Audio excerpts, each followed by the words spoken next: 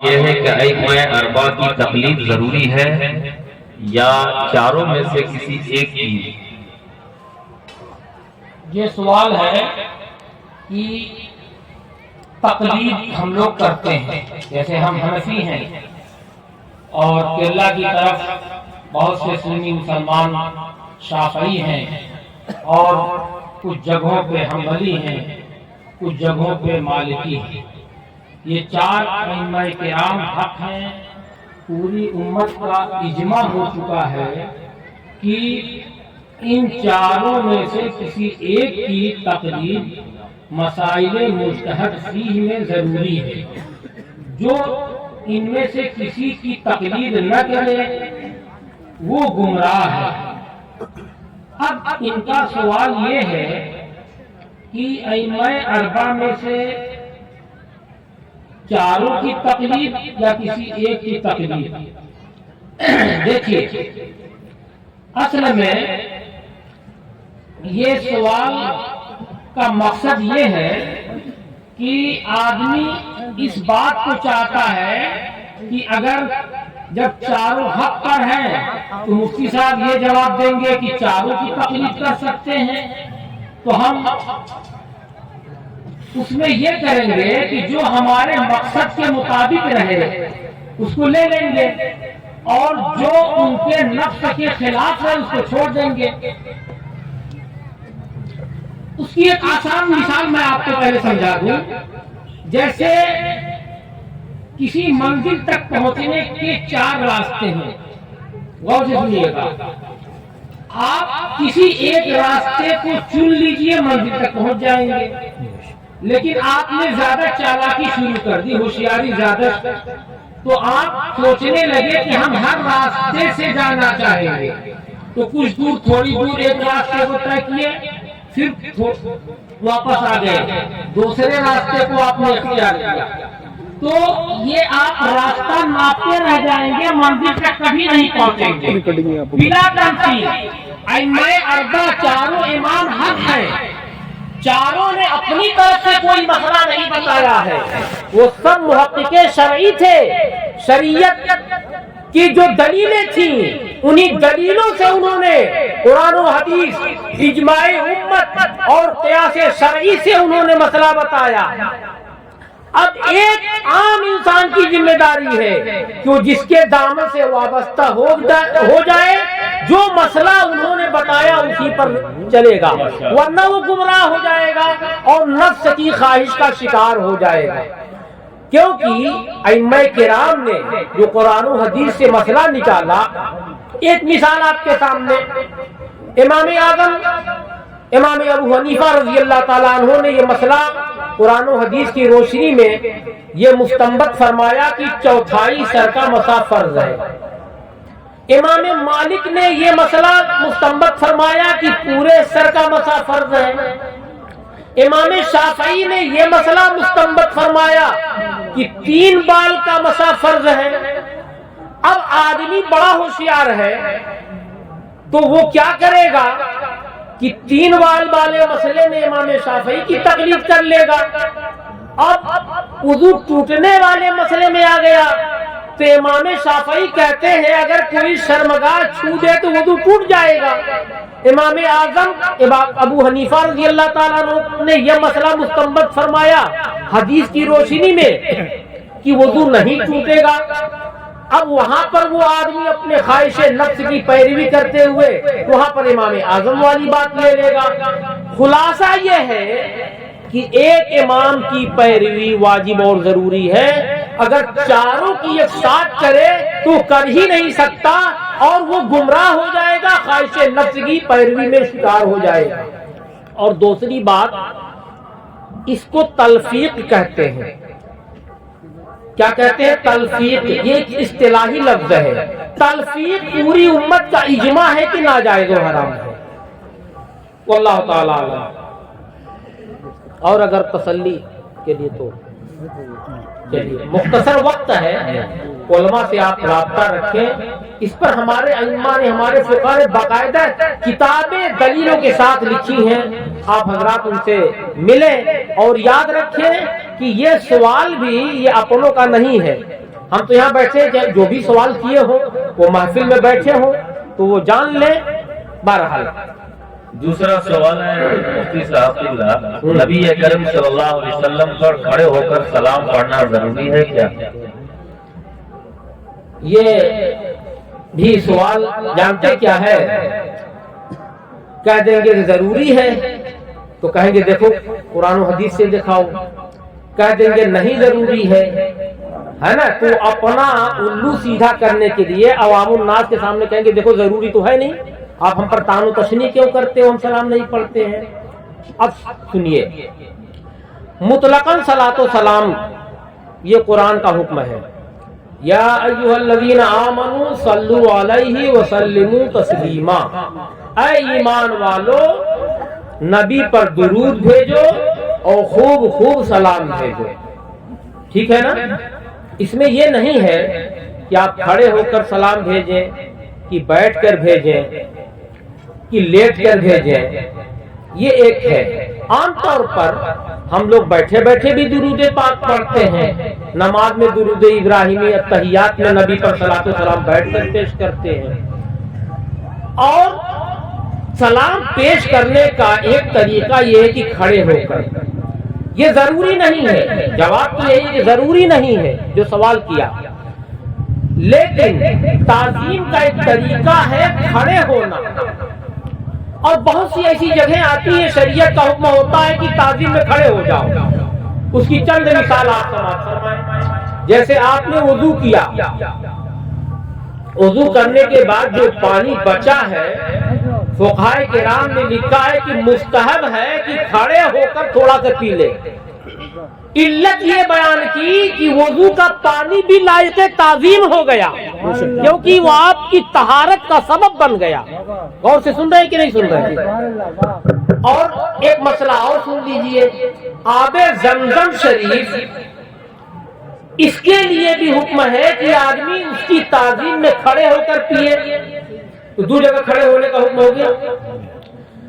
نبی اکرم صلی اللہ تعالی علیہ وسلم کی بارگاہ میں حاضری نصیب ہو رہے قسمت حضرت ملا علی قاری رضی اللہ تعالی عنہ، انہوں نے مشکات شریف کی جو شرح لکھی اور آپ نے یہ اس میں جو باب و زیارت قبر نبی صلی اللہ علیہ وسلم میں اس میں جو آپ نے ادب بیان کیا کہ سرکار دو عالم صلی اللہ علیہ وسلم کی بارگاہ میں جب سلام پیش کرنے جاؤ تو کیسے جاؤ، کیسے کھڑے رہو. آپ فرماتے ہیں یقفوا کما یقفوا فی الصلاۃ، وہ ایسے ہی کھڑے ہو کر سلام پیش کرے جیسے نماز میں کھڑے ہو کر سلام پیش کرے. سبحان اللہ. تو اس لیے ہم بیٹھ کر اس کا انکار نہیں الحمدللہ، لیکن کھڑے ہو کر پڑھتے ہیں کبھی کبھی، یا محفل کے اختتام پر یا بعد نماز فجر، یہ تعظیم نبی کے لیے. اور جب ایک پانی لائق تعظیم ہو سکتا ہے وضو کا، آب زمزم، تو میرے آقا پر اگر صلاۃ و سلام پڑھا جائے اور ادباً کھڑے ہو جائے تو جانتے ہو اس کا منکر کون ہے؟ جس کے دل میں کچھ قدورت ہے، جی بے شک، وہی انکار کرے گا. ورنہ یہ تعظیم، ایک بادشاہ جا رہا ہے، اس کے تمام رعایا تعظیماً کھڑے ہو گئے، بادشاہ ہے.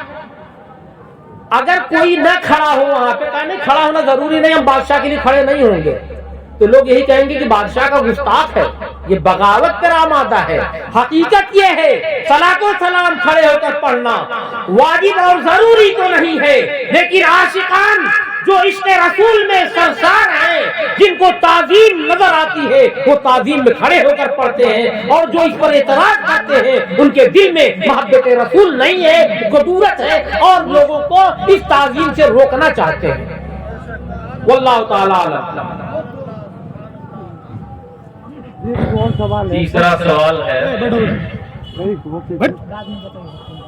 میلاد پاک پر شرعی ثبوت کیا ہے؟ کیا صحابہ کرام نے نبی کا میلاد منایا؟ ایک عام فہم جواب سن لیجئے، تحقیقی جواب بھی ہے اس کا، آپ اپنے ذہن میں آسانی سے تاکہ بیٹھ جائیں. بہت سے یہاں پہ ہم مناظرے کے میدان میں جواب نہیں دے رہے ہیں، مناظرے کے میدان میں تو ان کا حال یہ ہے جو میلاد کے مخالف ہیں کہ وہ آپ سے سوال کریں گے، اور جب ہم لوگوں کو دیکھتے ہیں تو ان کا وضو ہی ٹوٹ جاتا ہے، ایسے بھاگتے کہتے نہیں بس ایسے ہی مطلب دم دبا کے بھاگ جاتے ہیں۔ بہرحال دیکھیے، میں آپ کے فہم کے اعتبار سے جواب دوں، میلاد شریف کہہ رہے کیا صحابہ کرام نے منایا؟ صحابہ کرام نے جیسا میلاد منایا ہم منا ہی نہیں پائیں گے، ہمارے اندر وہ ہمت ہی نہیں ہم منا سکے۔ میلاد کہتے ہیں نبی کی آمد کا چرچا کرنا، یہی میلاد ہے، سرکار کی سیرت بیان کرنا۔ آخر نبی آخر زماں آ گئے، اے لوگوں ان پر ایمان لاؤ، ان کی شان یہ ہے کہ ان کے اشارے سے سورج پلٹ آیا، ان کے اشارے سے چاند 2 ٹکڑے ہو گیا۔ نبی کے معجزات کو بیان کرنا، نبی کی آمد کو بیان کرنا، یہی میلاد ہے۔ صحابہ کرام جب اسلام کی تبلیغ کے لیے جاتے تھے تو یہی کہتے تھے، اے لوگو کفر و شرک سے باز آؤ، تمہیں نجات دینے والے خاتم النبیین صلی اللہ تعالی علیہ وسلم کی اس عالم میں جلوہ گری ہو چکی ہے، یہی تو میلاد ہے۔ اب ہم اپنے میلاد میں شیرنی بانٹتے ہیں، لڈو بانٹتے ہیں۔ حضرت فضل الرحمان گنج مراد آبادی ایک اللہ کے ولی ہیں، ان سے کسی نے پوچھا کہ کیا صحابہ کرام کی سنت ہے میلاد منانا؟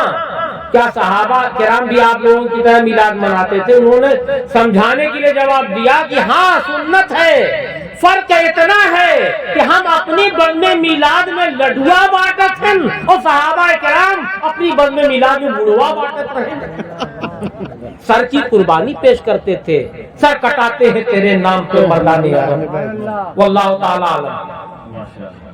اور ایک بات اور تحقیقی بات دیکھیے، قرآن کریم کی کثیر آیات سے اس بات کا ثبوت ہے کہ نفس میلاد جو میرے آقا کی آمد کی خوشی ہے وہ قرآن سے ثابت ہے۔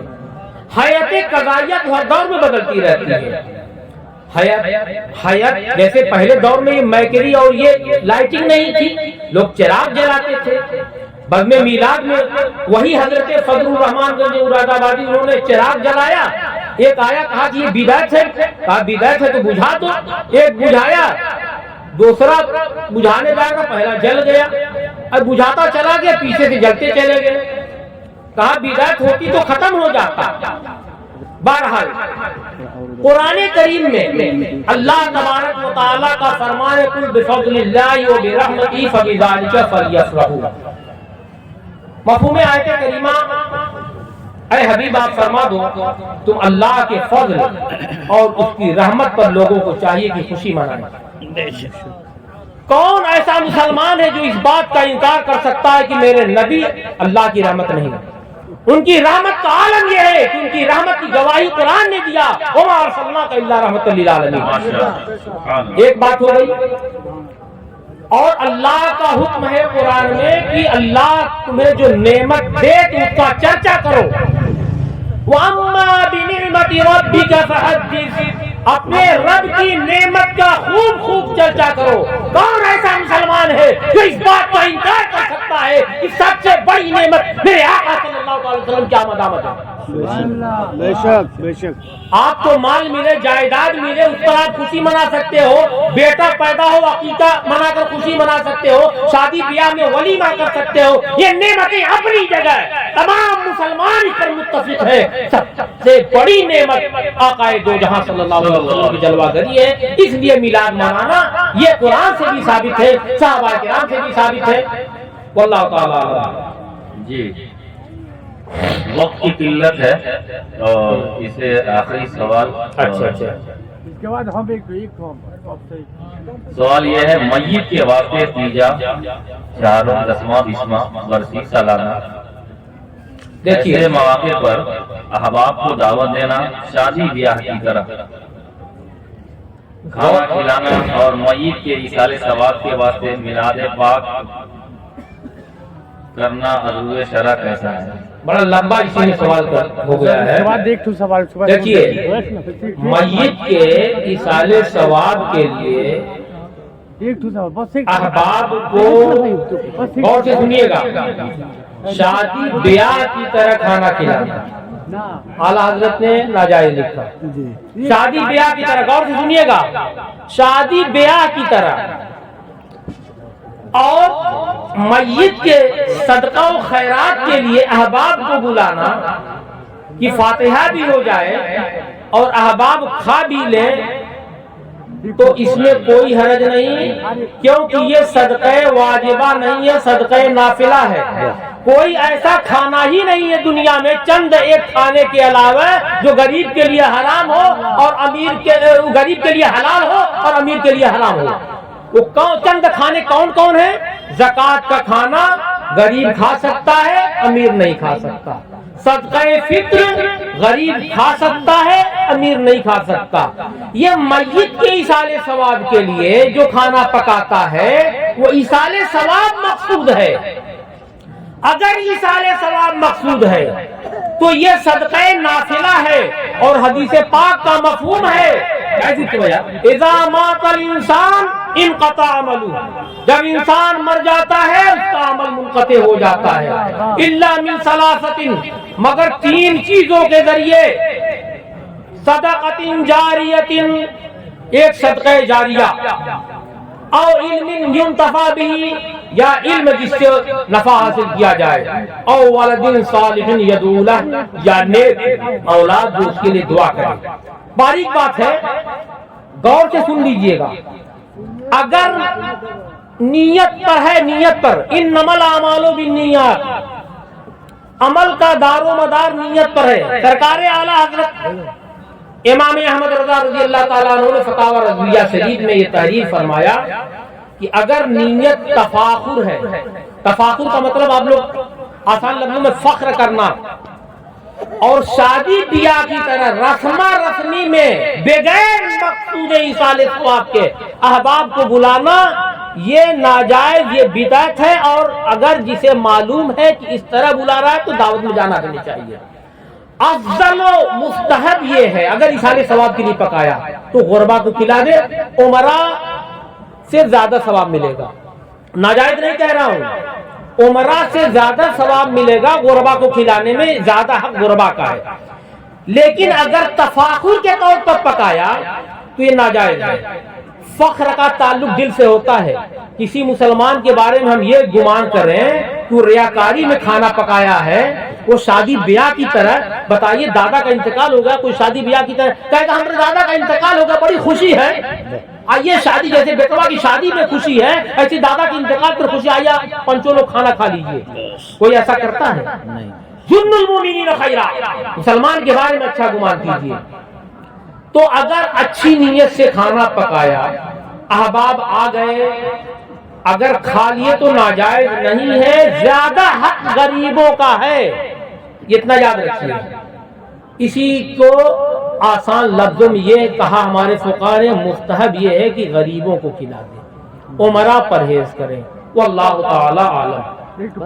कुर्सी बस एक आखिरी फैसला, एक ठो ज्यादा नहीं, अगर अरे एक ठो ज्यादा, एक ठो ज्यादा नहीं, अगर इमाम बस एक ठो ज्यादा, अगर एक ठो ज्यादा, अगर इमाम सिर्फ फातिहा पढ़ रहा हो, अगर इमाम सिर्फ फातिहा पढ़ रहा हो, अगर फिर उसमें गलत पढ़ दिया हो, फिर अल्लाह ऊपर चला गया हो, फिर याद आया कि गलत पढ़ रहा हो, उसके बाद उसकी क्या सूरत है? सजदा सहू करेगा कि और कुछ करेगा? ये सवाल ये कर रहे हैं कि इमाम सूरह फातिहा गलत पढ़ दिया, भूल गया, उसमें गलती कर गया, तो सूरह फातिहा पढ़ना वाजिब है। अगर सूरह फातिहा में कोई आयत छूट गई या गलत पढ़ के आगे बढ़ गया तो क्या कहते हैं, चूंकि वाजिब है, तर्के वाजिब से सज्जे सहू वाजिब हो जाता है। अगर सज्जे सहू नहीं करेगा तो उस नमाज को दोबारा पढ़ना वाजिब रहेगा। वल्लाहु ताला, ठीक है जी। एक सवाल और सुन लिया जाए। कुर्सी पर बैठकर नमाज पढ़ना, नमाज में आस्तीन ऊपर करना, गले का बटन खोलकर नमाज पढ़ना, बगैर चौकी के नमाज पढ़ना कैसा है? कई सवालात एक ही में, और इस तरह का सवाल पानी कुर्सी थोड़ा सा पानी दे।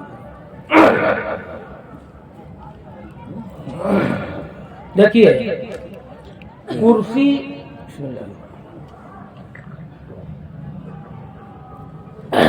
قیام فرض میں، واجب میں، سنت فجر میں یہ فرض ہے. غور سے سن رہے ہیں آپ حضرات؟ قیام فرض ہے، بلا مجبوری اگر قیام نہیں کرے گا نماز نہیں ہوگی.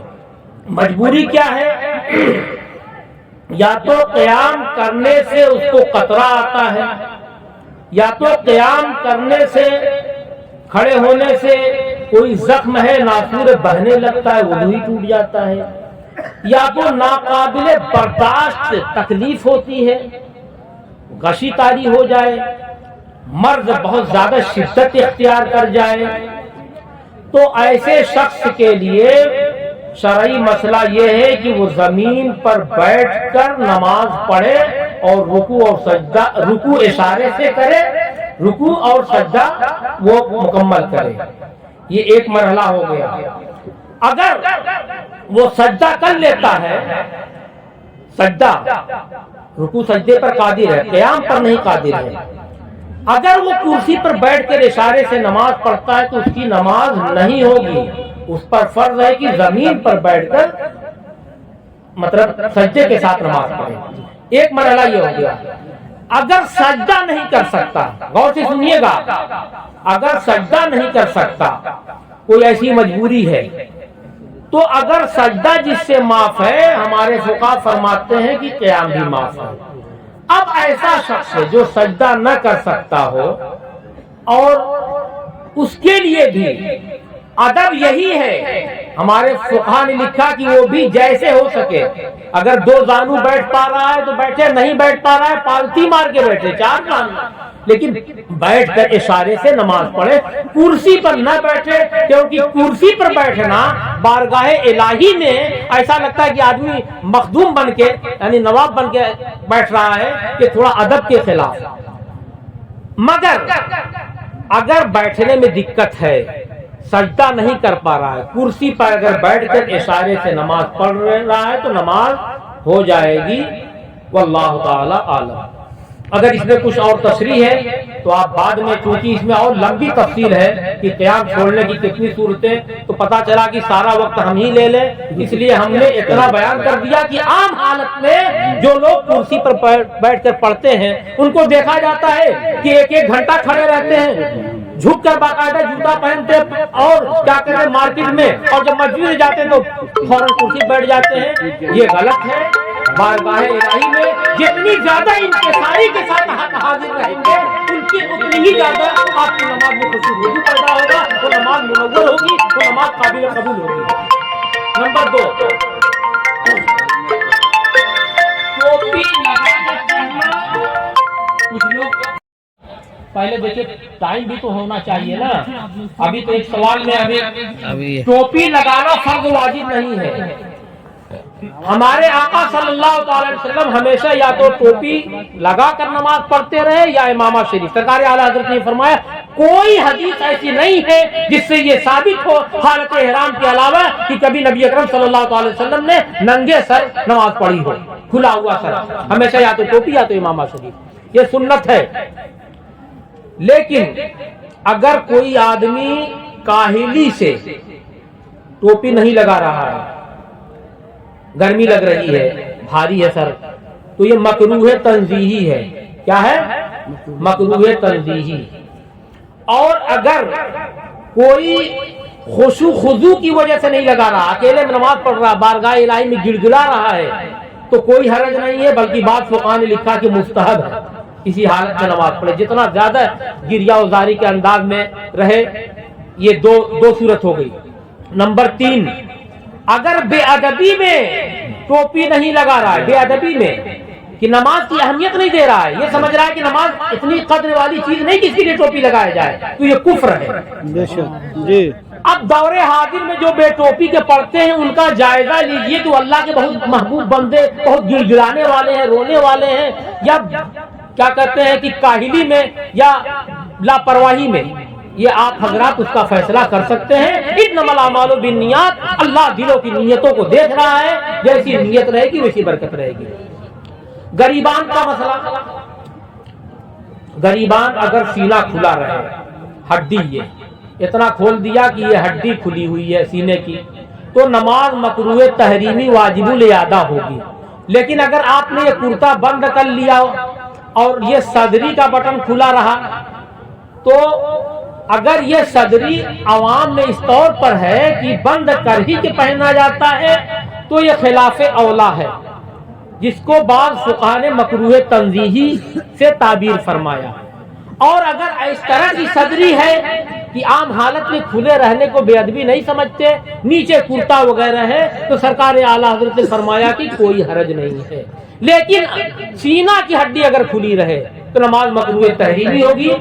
जो लोग टी शर्ट वगैरह पहनते हैं वो इसका खास ख्याल करें। एक बड़े भाई आए थे, उनका सवाल ये है कि एयरपोर्ट में या दीगर कुछ जगह ऐसी हैं जहाँ पे बैठ करके पेशाब करना बहुत ही दुश्वार है या बैठने का कोई चांस नहीं है, हाँ फ्लाइट वगैरह में, तो क्या इस पे वजू और गुस्ल पे क्या तफसीली गुफ्तगू है? देखिए, पेशाब खड़े होकर करना ये गैरों का तरीका है और इससे तहारत नहीं हो पाती, छींटे पड़ते हैं। और अज़ाब कब्र पेशाब के छींटों से न बचने पर हदीस से साबित है। अब अगर मजबूरी है एयरपोर्ट पे हमने भी देखा है, वाकई बैठने का नहीं बनता है, वो खड़े होने ही वाला हिसाब रहता है। लेकिन मोमिन तो हर जगह तहारत अपनी बचा ले जाएगा इंशाअल्लाह रहमान। शर्त ये है कि आप मेहनत कीजिए, अल्लाह रास्ता निकालेगा। ऐसे मौके पर आप जो पेशाब की धार है, वो हर आदमी समझता है कि पेशाब की धार हम धीरी कर सकते हैं, वो धीरी करें और वो ऐसा बना रहता है एक ऐसी चीज कि उसमें वो, और उसके बाद वो जैसे हो सके तहारत करे। मजबूरी में बहुत सी चीजों की शरीयत में इजाजत हो जाती है, उसमें एक ये भी है। और अगर कोई ऐसा होता है कि मालूम करने पर पता चलता है कि फला जगह बैठने का सिस्टम हिसाब है और हमने सिर्फ अपनी लापरवाही की, तो इसकी इजाजत नहीं है। और हमें शरीयत के एतबार से अगर मजबूरी आ जाए तो हम बचा कर तहारत करने की कोशिश करें, तो अल्लाह ताला मुसद्दिकुल अस्बाब है, वो सबब पैदा करेगा। क्या शयातीन की तादाद फिक्स है? देखिए, शयातीन की तादाद फिक्स दो माने में। एक तो हम लोग जो इस्तिलाह में मंतिक में पढ़ाते हैं मुतनाही गैर मुतनाही वाली बहस, तो इस एतबार से हम जवाब नहीं दे पाएंगे, क्योंकि दुनिया में जितनी चीजें हैं कुल मुतनाही है, सबकी तादाद मुतय्यन है। गैर मुतनाही दुनिया में इंसान है करोड़ अरब, जहां तक हम अदद याद कर सकते हैं उसके आगे भी। शयातीन की दो किस्में हैं, शयातीनुल इंस व शयातीनुल जिन। अब हजरत का ये सवाल है कि शयातीन, तो शयातीन दोनों मिला लिया जाए तो तादाद बहुत ज्यादा है, और कभी कभी बहुत ज्यादा तादाद को कह देते हैं कि यार शुमार से बाहर है। वल्लाहु ताला आलम। बहरहाल हजरात, बकिया वक्त की किल्लत आप है हजरात और आप शुक्रगुजार वक्त में आप हजरात ने जो सवालात हमसे हुए हमने जवाब दिया। आप हजरात उलमा से राब्ता रखें, आपके इदारे में मौलाना तुफैल साहब किबला, इनसे आप सवालात करें, वो डायरेक्ट हमसे फोन करके मालूम कर लेंगे। उलमा से राब्ता रखिए, दुनिया में भी कामयाब रहेंगे, आखिरत में भी कामयाब रहेंगे इंशाअल्लाह रहमान। वाखिर दावाना अल्हम्दुलिल्लाहि रब्बिल आलमीन। अस्सलामु अलैकुम व रहमतुल्लाहि